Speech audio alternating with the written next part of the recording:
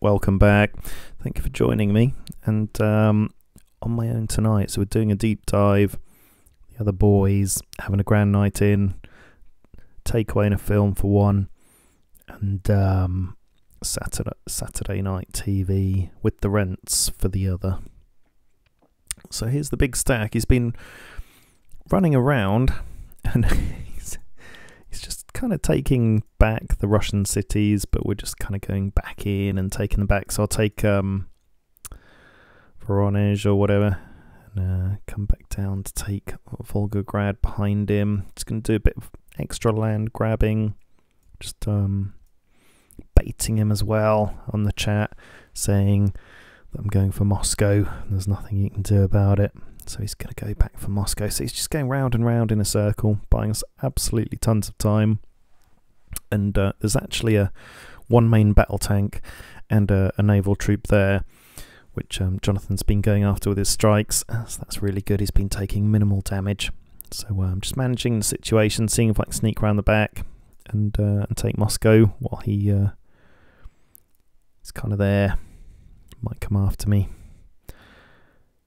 And we'll see what happens there. So bought us a ton of time, and in the meantime been having all sorts of fun. So Iran have the AI has taken over. What's this? Yeah, okay, my strikes are about to go in 1 minute 40 seconds to okay, so unidentified support. I hope that's not an anti-air. Armour and support could be towed artillery that you start the game with. Okay, we're going to have to keep an eye on this. So we've got 71.3 health out of 80. So we'll see if he takes any damage. Remember that number, and we'll come back to it and see what's happened. We'll just keep hitting that, and I'll progress my troops along. Haven't got many. So committed quite a lot to this Russian cause, and I get the odd one taken out when, you know, I'm quite not on the game all the time. And I go to try and take a city because I think the plane's taking everything down, but I kind of run into trouble. They pop out and try and get the solo unit. So, but I've got the medium stack still intact that we started off with this campaign on Kazakhstan's capital. And just to remind you, we know for an absolute fact that Russia, Kazakhstan and Mongolia were the same player, or are the same player. And would you Adam and Eve it or believe it, Kazakhstan has been taking land over here. There we go, Kazakhstan is still alive, this sort of turquoisey dark green colour, and telling us a lot about members of our family and fish. I will not go into any more detail. Some pretty bad things coming out of that player's brain, but on all three accounts. So it's very specific language. We know it's the same player. Let's go and have a look at what Jonathan and Tim are doing before I then give you another update on Italy's homeland. I've been having a bit of fun there. Then we'll do a bit of a deep dive on the units I've got in the homeland and exactly what I'm building. So I've got some crazy infrastructure now, which is really nice. So Jonathan is doing a little bit of land grabbing. He's got Alice Springs, which is right in the middle. Key strategic location. Tim's been around the outside of Australia, papping out all the corvettes. Corvettes are absolutely useless, guys. Don't ever build them. It's a waste of time. Tim has got Naval Officer level 3, Elite Sub, 3 destroyers. There's absolutely no getting in there. Looks like Jonathan's sitting a fairly big stack on Darwin. He's got two combat recon, a mobile SAM, mobile radar, 2 motorized infantry, 2 multiple rockets, and then a load of planes. So he's got like 5 strikes, level 2. It's very nice. So the strikes are, yeah, killing everything, while the odd troop takes all the land and then takes over. So yeah, the Australia campaign's going well. Looks like, is this Tim? Yeah, Tim's taking over Papua New Guinea. I don't know if he'll go for some of these smaller islands, and then ultimately one of them will go for New Zealand, maybe Tim. But he's quite busy up here in North South Korea, doing a blinder actually. Yeah, so he's taking these cities little by little. We've taken out China. He's got that Russian city. So Russia are under pressure. And it's a bit bizarre. They built an airfield here, an airfield there, an airfield there, and a pontoon. So he can like take off in ships and stuff. No more infrastructure that we've seen. And Jonathan's got, look, there they are, land grabbing. So that infrastructure will soon go. We think it may have been an escape route for maybe stuff on Vladivostok. And so he may be out in the water. He may be coming for me if he's feeling pretty vindictive, and he would land. They would land here. One of these two cities, got them covered. And let's have a look at the homeland then. So I'm pretty sure that Italy, between Italy and Russia, they're going to be feeling pretty bitter, and even if they can get any sort of hit on me, they will in the homeland like they've done previously. There we go. There's the it's one main battle tank, one troop. Jonathan strikes. He's got a stack of 5 that have just hit them, but one of them's an air superiority fighter. They're pretty much on half health, if that. So another 1 or 2 strikes and they're gone. And then hopefully that's everything off Moscow. And I can take it with my troops. So that'll be really nice. And then if we go over to... Oh, and then stuff... We had a bit of to and fro with America, with the US. I'll tell you about that in a bit. But let me show you what we've been doing in Italy. So my bombers can just about reach kind of from this line... kind of everything this side of that line. So Rome, Naples, Barry Island. I just call it that in my head because I know there's somewhere, I don't know, is it Wales or in southwest England or something? Barry Island. There's one in Italy too. Palermo. So if we have a look at Rome, we've destroyed the airbase with the bombers. I've got 4 bombers now. Did that run with 3, but just built a 4th. So I'm joining them all together in the capital. Going to heal them up, and then, I mean, we've bought so much time with that big stack. I might build another bomber, and then go at it with 5 bombers. But I've got the option of going at it with 4, if it was coming toward us, toward my main cities. But it's not. We're giving it the run around, and he's taking the bait. Hit Naples with a couple as well. Yeah, taking quite a lot of energy off all of these buildings. So level 2 naval base damaged. Can't build any frigates or anything, just corvettes now. So it leaves a level 2 naval base up there that he can build frigates with. That would supply him with a bit of air defense against the bombers. And then there's this level 3 naval base. Now it's only protected seemingly by 2 strike fighters from Romania. Where are Romania? So they must be in coalition. There they are. There's Romania. Okay, and so Romania's the yellow player that's spread out. So we're going to have to be very, very wary of them because they will be cracking into me, I imagine, as well. It looks like they're kind of starting off landlocked, and they've not built up anything. Yeah, they've not built up any sort of navy, so it will be land-based. So I'd definitely expect them to be sending through like a big stack as well. Who knows what it'll be made up of, because I haven't put any intel on them. But I've got 20 grand in the bank, so I could do some spying, see what they're doing, or just protect my home cities from sabotage with counter-ops, which is probably more likely. I've protected Jaipur and New Delhi. So let me show you what I'm doing in the homeland. It's really nice actually, because I've not always had this opportunity to build up the infrastructure back home because I keep getting destroyed by missiles. So here we're building up the level 3 naval base again, but that's on a new foundation of level 2 bunker, level 2 hospital, level 1 arms industry. So I'm going to build up the population really nice and quickly, and then it will shoot hopefully beyond. Built an airfield here, so if they get attacked there, I can fly rockets in and out basically using that I didn't want to do anything either side because it's still a bit close to the sea. Yeah, so I can mobilise my rockets when they're up one more level, because I'm researching. Oh, and 6 hours left, and I'll be on level 3. And then actually, day 17, I can start researching level 4 rockets, which is tomorrow. So yeah, I'll probably have enough resources by then. So good. And then I've got nearly 5 rockets on this city, 5 rockets on that one. And again, I've built an airbase here. So I think it's far enough away from the sea, hopefully, but I can always build a backup airbase here just to get the rockets in and out, so then I can defend that vulnerable coastal area. This is probably my most vulnerable position, so I don't have a lot of rockets there, don't have a lot of defense, but it is directly accessible through the sea.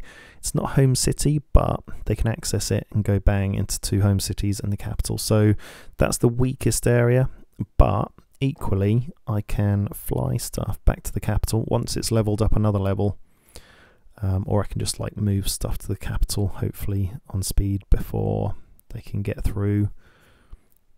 I don't know, it's risky, but then we've got all sorts of planes there to bomb whatever is incoming.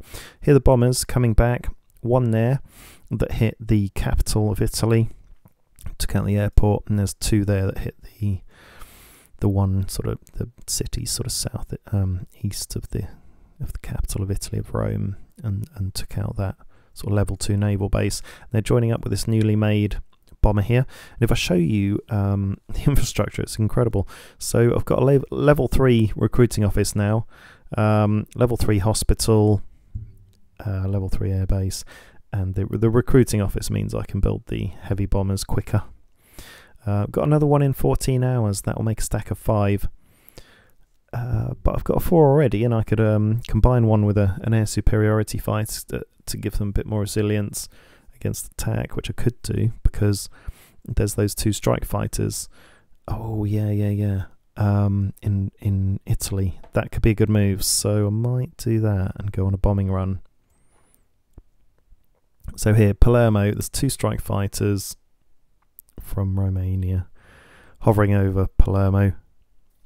Oh no, they don't have that range, do they? Nope. So that won't work. It's just the bombers that can go that far. That would be nice. So I've got enough time to wait for the 5th bomber for the big stack, and then take 5. And in that time, the 4 bombers will have time to heal fully. So we've got a little bit of health off. Some of them, yeah, 17.5 out of 20 for that one, 36.2 out of 40 for those 2. They'll combine with the fresh new one. It averages out the health when you combine stacks together. So the more you can have together, and then healing on a place where you've got a good hospital, the quicker they'll all heal. That's a good way of doing it. So yeah, but I think by the time we have the 5th one, I will be able to then just send them against this stack, and depending on where they are and how long they take to try and come and attack me, I'll either have time to then heal them fully before the next attack, or just keep attacking him and the stack and wiping them out. And then once the bombers are wiped out on this stack, they will probably have taken out most of this naval infantry. Big air defense. 8 infantry times 1.5. What's that? 12? 12 air defense. It's quite a lot, but that's going to get whittled away. And actually the main battle tanks, the 4 of them, they have no air defense whatsoever. So once the naval troops are wiped out a bit, which the bombers do a good job on, so the stats are really nicely in their favour. Heavy bomber, 7 attack against troops, 3 against tanks. Well, it's the troops we want to take out, because then once the troops are taken out, that opens them up to our strike fighters. And we've got something like 15 between me and John. I've got 4 myself, he's got probably about 11. Certainly 5 there, and then he's put a few in the Australia campaign. So that's the general state of play. Looking okay, let me show you one more thing. This is nice. There it is, level 4 recruiting office. and I'm just about to complete an underground bunker. So level 4 recruiting office gives me like something like a 75% reduction in the time it takes to now mobilize units. So, but equally your morale affects that as well. So the higher your morale, the quicker you're going to build stuff. That's why when you take someone's capital out, it destroys morale on all cities, and you're not ever going to build anything very quickly. But if you build underground bunkers, the higher the level, the higher the morale goes, then the quicker your production goes as well. So once I've got this underground bunker, morale might go from 76% up to about 80, 90, who knows? Because if we look at the capital, it's always had an underground bunker, it's 100%. But then it's got the bonus plus 25% of having the headquarters there, plus 5% morale for the underground bunker. So yeah, maybe you do need like a level 2, level 3, level 4 bunker on all the others to get the morale right up. But it does make you think, how quickly would I be building these rockets on the capital with all that infrastructure? So every 15 hours, 32 minutes, I can build a rocket. That's with 76% morale and a level 4 recruiting office. I'm going to bring that morale up now.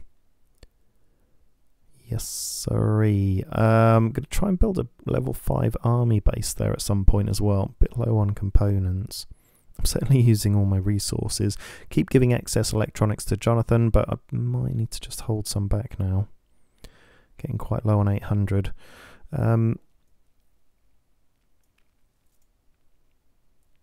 Yeah. So the next thing I really need to focus on is support theatre defence. Anyone who's followed the series knows I get missile attacked often, and so that's a no-brainer. Got to build some theatre defence soon. Once I've got my rockets upgraded, I'll go on to theatre defence, and by that time my rare materials city should be pumping out a bit more of the old rare materials. We're up to 58 an hour. I think I was probably at something like 70 or 80 before it was really attacked. So we need to build up the arms industries again, because I was on like arms industry level 5, wasn't I? So once I've got the level 3 naval base, I can do arms industries and queue up the arms industries then. The next one and the next one after that. And we're getting there. So let's just see what Jonathan and Tim are building. We can't ask them what they're researching, and we can't see what they're researching. Mobile Sam, rocket, nothing there. Okay, looks like he's focusing production on his 2 main cities there. So level 3 army base, Mobile Sam.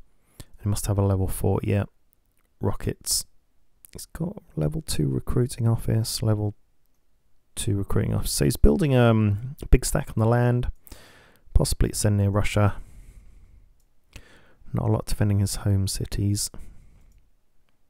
And there's the multiple rockets. So I think he's going to stack up the rockets on the capital with everything else, and then yeah, level them up. Level 2, level them up till he can fly them out onto the front line.